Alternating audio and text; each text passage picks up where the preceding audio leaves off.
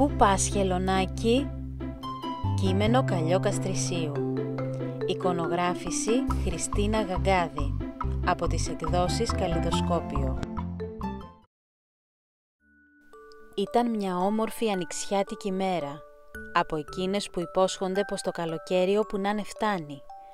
Κολυμπούσα ξέγνιαστη σε ελληνικά νερά, έχοντας περάσει τα παράλια της Ιταλίας, ψάχνοντας για καμιά λιχουδιά. Πότε βουτούσα στα βαθιά και πότε έβγαινα ξανά στον αφρό, να ανασάνω και να ζεσταθώ. Είχα ξεχειμονιάσει στα νερά της Τινησίας, αλλά τώρα είχε φτάσει ο καιρός να ξαναδώ την όμορφη αμμουδιά του τόπου μου. 3 χρόνια είχα να έρθω, μα φέτος ήταν η σωστή ώρα. Οι πιο πολλές από τις συντρόφισσές μου ήταν ζακυνθινές και με τρέλαιναν με τη φλιαρία τους. «Πουθενά δεν είναι τόσο ωραία όσο στο Λαγανά», έκοβε η μία. «Κι αν δεις τα σεκάνια, τότε θα καταλάβεις γιατί τόσες χιλιάδες χρόνια γυρίζουμε εκεί για να γεννήσουμε», έραβε η άλλη. Εγώ όμως ήμουν ξεχωριστή. Είχα γεννηθεί σε μια μικρούτσικη απόμερη αμμουδιά κοντά στον κόλπο της Μεσαράς στη Νότια Κρήτη, που για μένα ήταν ο κόσμος όλος. Αυτήν την παραλία έβλεπα πάντα στα χελωνίσια όνειρά μου και εκεί ποθούσα πάντα να γυρίσω. Μα δεν ήμουν μόνο γι' αυτό ξεχωριστή. «Άσε τις ζακυνθινές να λένε», έλεγα από μέσα μου. «Εκεί έχουν χτιστεί ένα σωρό ξενοδοχεία και χραπ χώνουν οι τουρίστες τις ομπρέλες μέσα στις φωλιές τους. Άσε τα φώτα που ξεγελούν τα μωρά χελωνάκια και Κύριος είδε πόσα καταφέρουν τελικά να φτάσουν στη θάλασσα χωρίς να μπερδευτούν και να πάρουν λάθος δρόμο. Ενώ εγώ, στη μικρή άσημη απόκρημνη παραλία μου, ήμουν πια σίγουρη για τα μικρά μου. Ούτε δρόμοι, ούτε φώτα, ούτε ξενοδοχεία». Ο ήλιος έλαμπε. Η θάλασσα ήταν ήσυχη και πουθενά δεν φαινόταν ούτε βάρκα ούτε πανί για να με κάνουν να φοβηθώ. Τέντωσα τα μικρούτσικα κρυμμένα αυτιά μου, ησυχία. Έβγαλα από το νερό το κεφάλι μου και έριξα ολόγυρα μια προσεκτική ματιά. Τίποτα. Ιδιαίτερα πεινασμένη δεν ήμουν. Χτύπησα λοιπόν με κέφι το δεξί μου φτερό, πτερίγιο το λένε επίσημα, και έδωσα ρυθμό. Είμαι εγώ χελώνα 20 χρονών και κολυμπώ από τον χαμένον δεινοσαύρον τον καιρό. «Σιγά μην είσαι και νεογέννητη, κοντζάμ χελώνα με παιδιά και εγγόνια», άκουσα μια τραγουδιστή φωνή δίπλα μου. «Ζήτω! Βρήκα επιτέλους παρέα», σκέφτηκα και έκοψα το τραγούδι. Μια πρασινοπή χελώνα με κομψό κεφάλι, λίο καβούκι και ασπρουδερό πλάστρον από κάτω με πλησίασε με αργές κινήσεις. «Από πού ξεφύτρωσες εσύ?» τη ρώτησα απορριμμένη. «Είδα ότι ήταν ωραία μέρα, τσευκίκα να λιαστώ που πάνω στο νερό», μου απάντησε. «Α, κατάλαβα, από την Κύπρο είσαι φιλενάδα». Η νεαρή που τάραξε την ησυχία μου ήταν μια πράσινη θαλασσοχελώνα με λαδί γυαλιστερό καβούκι και είχε δίκιο που με πείραξε για την ηλικία μου. Είμαι μια 40χρονη καρέτα για την ακρίβεια, με όμορφο καφεκόκκινο καβούκι. Αυτή είναι η 7η φορά στη ζωή μου που γυρίζω στην Κρήτη για να γεννήσω. Αλλά δεν είμαι βέβαιη αν θα έχω ποτέ δισέγγωνα και τρισέγγωνα, που λέει η καινούρια φιλενάδα μου. Από κάθε 1000 χελωνίσια αυγά, μόνο 1 ή 2 χελωνάκια θα καταφέρουν να μεγαλώσουν τόσο, ώστε να ζευγαρώσουν και να κάνουν και εκείνα αυγά. Μα ώρα είναι να ασχοληθώ με τη συνταξιδιώτησά μου. Κύπρια λοιπόν, αλλά από πού ακριβώς? Κοντά στη Χερσόνησον του Ακάμα γεννήθηκα, στο δυτικόν άκρον της Κύπρου. 4 χρόνια τώρα γυρίζω στο πέλαγος ή βλέπω από μακριά ακτές και παραλίες, μα σαν τη χοντρή ζεστή άμμο του τόπου μου δεν είδα αλλού παρόμοια. Και όταν φτάσει η ώρα να γεννήσω, σε λίγα χρόνια, εκεί θέλω να πάω. «Και πώς σε λένε?» «Με λένε Λάρα, από τον τόπο όπου γεννήθηκα. Εσένα?» «Εμένα τώρα με λένε Άννη». «Χα! Τι όνομα είναι πάλι τούτο?» Τούτη είναι ανθρώπινο όνομα, όχι χελονίσιο. Δίκιο έχεις, μα δεν με λέγαν πάντα έτσι και πια δεν έχει σημασία πώς με λέγαν. Τώρα με λένε Άννη και αυτό το όνομα θα κρατήσω στην υπόλοιπη ζωή μου. Καλά ντε, μη θυμώνεις. Σίγουρα θα έχεις κάποιους λόγους, αλλά πες τους μου και εμένα να μάθω. Αχ, μικρούλα Λάρα, τόση ώρα φλιαρείς και κολυμπάς και φλιαρείς, αλλά δεν πρόσεξες πως έχω μόνο ένα μπροστινό πτερίγιο, το δεξί. Οπ, έχεις δίκιο, συγγνώμη. Και τι απόγινε το άλλο, αν μου επιτρέπεις? Είναι μεγάλη ιστορία, αλλά έχουμε καιρό. Άκου λοιπόν. Κι έτσι, κολυμπώντας τα νερά της Μεσογείου, με ρότα κατά την Κρήτη, αφηγήθηκα στη Λάρα τη γλυκόπικρη ιστορία μου. Πικρή, γιατί μπλέχτηκα μια μέρα στον Ευωικό στα δίχτυα κάποιων ψαράδων. Ήταν πριν από 9 χρόνια, αν δεν κάνω λάθος. Ήμουν τότε πιο νέα. Μόλις 3 φορές είχα προλάβει να γεννήσω και βιαζόμουν να φτάσω στην Κρήτη, στη Μεσαρά, για να ζευγαρώσω και να αφήσω τα αυγά μου. Δεν πρόσεξα όμως και βρέθηκα μπλεγμένη. Οι μεγαλύτερες μου είχαν μιλήσει ένα σωρό φορές για τους δεκάδες κινδύνους που αντιμετωπίζουμε στη θάλασσα. Πρόσεχα λοιπόν να μην καταπιώ από λεμαργία τίποτα πλαστικές σακούλες αντί για τσούχτρες, κοίταζα να αποφεύγω τα πλαστικά καπάκια από τα μπουκάλια κι όλα όσα πετούν απερίσκεπτα οι άνθρωποι στη θάλασσα, λες και είναι σκουπιδοντενεκές.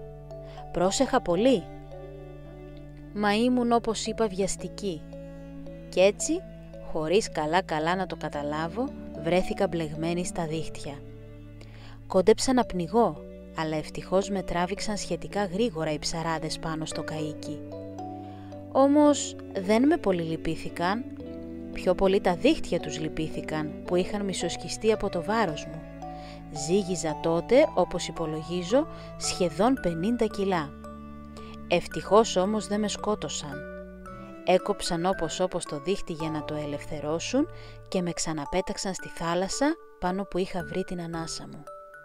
Αυτό με έσωσε, μα το αριστερό μου πτερίγιο είχε μείνει σφιχτά μπλεγμένο στο κομμένο δίχτυ και πονούσα πολύ. Ούτε κι εγώ δεν ξέρω πώς σκέφτηκα και βρήκα το κουράγιο να βγω στην παραλία. Γιατί εμείς, η καρέτα, δεν βγαίνουμε στην αμμουδιά παρά μόνο για να γεννήσουμε. Ήταν όπως σου είπα καλοκαιράκι και η παραλία ήταν γεμάτη κόσμο. Μαζεύτηκε λοιπόν πολύς κόσμος γύρω μου και με χάζευαν. Με ακουμπούσαν, με σκούνταγαν, μέχρι και ανάποδα με γύρισαν, μα κανείς δεν έδειχνε να νοιάζεται τι θα απογίνω. Νύχτωνε και βοήθεια δεν φαινόταν από πουθενά. Ο κόσμος αραίωσε, η παραλία σιγά σιγά ερήμωνε. Ευτυχώς τουλάχιστον με είχαν γυρίσει σωστά. Θα ξαναμπω στη θάλασσα και ό,τι θέλει ας γίνει, σκέφτηκα. Ως εδώ ήταν. Και άρχισα να σέρνομαι με όση δύναμη μου απέμενε πάνω στην άμμο. Τότε την είδα. Ήρθε και στάθηκε αποφασιστικά μπροστά μου με τα σγουρά της μαλλιά να της πέφτουν στο πρόσωπο. «Πού πας, χελονάκι?» μου είπε αυστηρά. «Χελονάκι εγώ με τα σχεδόν 50 μου κιλά? Ποια νομίζει ότι είναι η μικρή?» Θύμωσα. Αλλά για να σου πω την αλήθεια, ήμουν ήδη πολύ θυμωμένη με όλους αυτούς τους ανθρώπους που με έβλεπαν σαν αξιοθέατο και όχι σαν ένα πληγωμένο πλάσμα που χρειαζόταν βοήθεια. «Πού πας, χελονάκι?» ξαναείπε η μικρή. «Δεν βλέπεις ότι είσαι πληγωμένο?» Επιτέλους, κάποιος έδειχνε να καταλαβαίνει ότι χρειαζόμουν βοήθεια. Και αυτό ήταν ένα μικρό κοριτσάκι. Γι' αυτό σου είπα ότι η ιστορία μου είναι γλυκόπικρη. Από εδώ και κάτω λοιπόν γίνεται γλυκιά. «Μαμά!» φώναξε η μικρή. «Έλα γρήγορα! Ένα πληγωμένο χελονάκι είναι εδώ!» Η μαμά, σωστά εκπαιδευμένη από τη μικρή, ήρθε τρέχοντας. «Όχ, τι χελονάκι λες, Άννη μου! Αυτή είναι ολόκληρη χελώνα! Δεν μπορούμε να κάνουμε και πολλά μόνες μας για να τη βοηθήσουμε. Αλλά θα πάρουμε στο τηλέφωνο τη μεντασέ της WWF, τον Αρχέλωνα ή όποιον άλλον σκεφτούμε για να μας πούν τι πρέπει να κάνουμε. Αλλά και πάλι δεν με άφησαν μόνη. Ξέμπλεξαν μάλιστα και το δίχτυ από το αριστερό μου πτερίγιο και αυτό πολύ με ανακούφισε.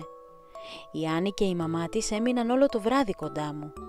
Κάποια στιγμή η Άννη αποκοιμήθηκε και η μαμά της τη σκέπασε με μια μεγάλη πετσέτα του μπάνιου για να μην κρυώσει. Αλλά ούτε τότε έφυγαν. Το πρωί ήρθαν οι άνθρωποι που περιμέναμε. Αυτοί που μου έδωσαν τις πρώτες βοήθειες γιατί ήμουν πια πολύ εξαντλημένη. Με φόρτωσαν σε ένα αυτοκίνητο και με πήγαν στο κέντρο διάσωσης στη Γλυφάδα. Εκεί με ανέλαβαν οι γιατροί. Μέχρι και ακτινογραφίες μου έκαναν, που όπως έδειξαν ότι το μπροστινό αριστερό μου πτερίγιο που είχε μείνει τόσες μέρες μπλεγμένο στο δίχτυ έπρεπε να αφαιρεθεί. Έτσι και έγινε. 5 μήνες μετά επιτέλους μπόρεσα και πάλι να κολυμπήσω χωρίς κανένα πρόβλημα, έστω και με ένα πτερίγιο λιγότερο. «Και η Άννη, ξαναείδες ποτέ τη μικρούλα που σε έσωσε?» ενδιαφέρθηκε να μάθει η Λάρα, σκουπίζοντας κρυφά ένα δάκρυ. «Αν την είδα, λέει, μα πώς νομίζεις ότι πήρα το όνομα Άννη?» Μολονότι λοιπόν η Άννη ζούσε με την οικογένειά της σχεδόν 50 χιλιόμετρα μακριά από τη Γλυφάδα, δεν πέρασε Σαββατοκύριακο που να μην με επισκεφθεί και τους 6 μήνες που έμεινα στο κέντρο διάσωσης. Τις περισσότερες φορές μάλιστα μου έφερνε για δώρο καβούρια, καλαμάρια ή ό,τι άλλο της επέτρεπα να μου δίνει εκείνοι που με φρόντιζαν. Μα εγώ δεν έδινα σημασία σε αυτά, δεν με ενδιέφεραν. Εγώ χαιρόμουν που έβλεπα την Άννη, γιατί μου είχε κάνει το μεγαλύτερο δώρο, με είχε βοηθήσει να ζήσω. Η Λάρα και η Άννη συνέχισαν να κολυμπούν αμίλητες για ώρες. Η Άννη, σαν πιο έμπειρη, γνώριζε καλά πως οι μεγαλύτεροι κίνδυνοι για το είδος τους οφείλονταν στους ανθρώπους. Αλλά είχε μάθει και πως τους ανθρώπους μπορούσαν να ελπίζουν για τη σωτηρία τους, αρκεί να έμοιαζαν στη συνονόματή της που πια θα είχε γίνει ολόκληρη κοπελίτσα. Έτσι ήσυχα κύλησαν οι μέρες, ώσπου έφτασε η μέρα του αποχωρισμού. Οι 2 χελώνες κολυμπούσαν τώρα στο μυρτό πέλαγος. Στα νότια αχνοφαινόταν η Κρήτη. «Γεια σου», είπε κάποια στιγμή η Άννη στη Λάρα. «Εδώ χωρίζουν οι ρότες μας. Εσύ είσαι ακόμα πολύ μικρή για να γυρίσεις στην παραλία της Λάρας, στον Ακάμα για να γεννήσεις. Μα εγώ βιάζομαι να φτάσω στον κόλπο της Μεσαράς, να αγαπήσω έναν όμορφο χελώνο με μακριά ουρά και να γεννήσω στη ζεστή άμμο τα αυγά μου. Μα αν θες τη συμβουλή μου, σαν μεγαλύτερης, κόψε κατά το βοριά να βγεις στην Αίγινα. Εκεί, πάει πολύς καιρός βέβαια, οι ντόπιοι είχαν χαραγμένη μια χελώνα στα νομίσματά τους. Άρα μας αγαπάνε πολύ. Και αν δεις πουθενά την Άννη, στείλ της τα θαλασσινά φιλιά μου. Γεια σου και σένα και καλό ταξίδι», ευχήθηκε και η Λάρα στην Άννη και ξεκίνησε να κολυμπάει κατά το βοριά.